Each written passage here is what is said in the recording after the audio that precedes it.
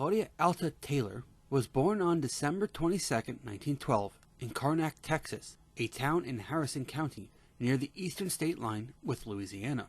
Her birthplace was the Brick House, an antebellum plantation house on the outskirts of town, which her father had purchased shortly before her birth. During her infancy, her nursemaid said that she was as pretty as a ladybird. The nickname virtually replaced her first name for the rest of her life. Her father and siblings called her Lady, and her future husband called her Bird, as it was the name used on her marriage license. Her father, Thomas Jefferson Johnson Taylor, was a sharecropper's son.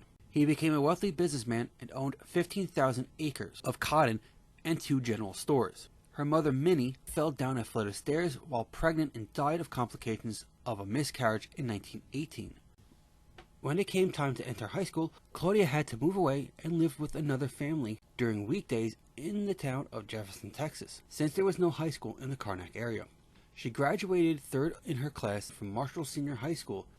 After graduating from high school in May 1928, Claudia entered the University of Alabama for the summer session, where she took her first journalism course. She and a high school friend enrolled at St. Mary's Episcopal College for Women, an Episcopal boarding junior college for women in Dallas, Texas. After graduating from St. Mary's in May of 1930, another friend from Marshall was going to the University of Texas, so she chartered a plane to Austin to join her. As the plane landed, she was awed by the sight of a field covered with blue bonnets and instantly fell in love with the city. Claudia received a Bachelor of Arts degree in History with honors in 1933 and a second bachelor's degree in journalism in 1934. Her goal was to become a reporter, but she also earned a teaching certificate.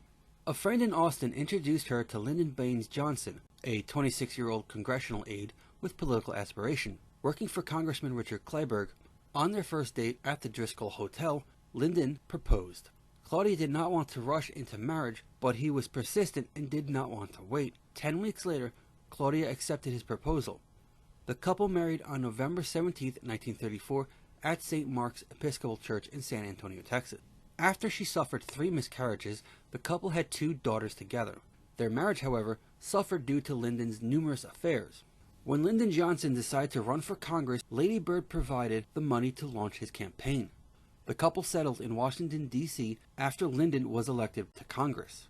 After he enlisted in the Navy at the outset of the Second World War, Lady Bird ran his congressional office. In January and February of 1943, Lady Bird Johnson spent $17,500 of her inheritance to purchase KTBC, an Austin radio station.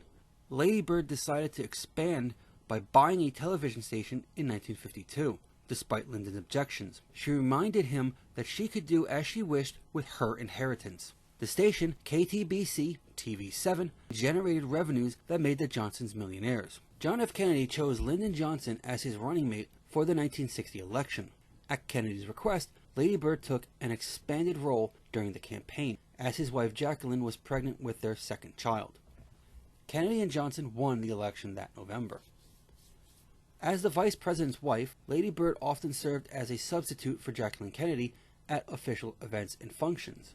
This experience prepared Lady Bird for the following changes of her unexpected years as the First Lady. On November 22, 1963, the Johnsons were accompanying the Kennedys in Dallas, Texas, when President Kennedy was assassinated. They were 2 cars behind the president in his motorcade. Lyndon B. Johnson was sworn in as president on Air Force One 2 hours after Kennedy died. Afterward, Lady Bird created a tape on which she recorded her memories of the assassination. She submitted the transcript of the tape to the Warren Commission as a testimony. As First Lady, Lady Bird started a capital beautification project called the Society for a More Beautiful National Capital. It was intended to improve physical conditions in Washington, D.C. for residents and tourists by planting millions of flowers, many of them on National Park Service land along roadways around the Capitol. She advocated for the Highway Beautification Act, which was nicknamed Lady Bird's Bill. It was developed to beautify the nation's highway system by limiting billboards and by planning roadside areas. Lady Bird Johnson created the modern structure of the First Lady's office.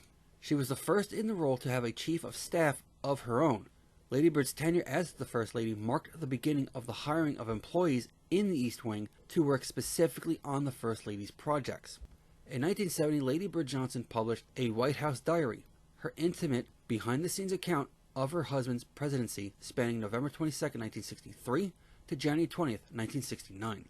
Beginning with President Kennedy's assassination, she recorded the momentous events of her time, including the Great Society's war on poverty, the national civil rights and social protest movements, her activism on behalf of the environment, and the Vietnam War. Former President Johnson died of a heart attack in 1973, 4 years after leaving office. She arranged for the body to lie in state at the Lyndon B. Johnson Presidential Library and Museum the following day, and the body was laid to rest 2 days later. In August of 1993, she suffered a stroke and became legally blind due to macular degeneration. In 2002, she suffered a second, more severe stroke, which left her unable to speak normally or walk without assistance. Lady Bird Johnson died at her home on July 11, 2007, at 4:18 p.m. from natural causes at the age of 94. Lady Bird Johnson's funeral was a public event. The family had a private burial at the Johnson Family Cemetery in Stonewall, Texas, where she was buried next to her husband, who had died 34 years earlier. Unlike previous funerals for First Ladies, the pallbearers came from members of the armed forces.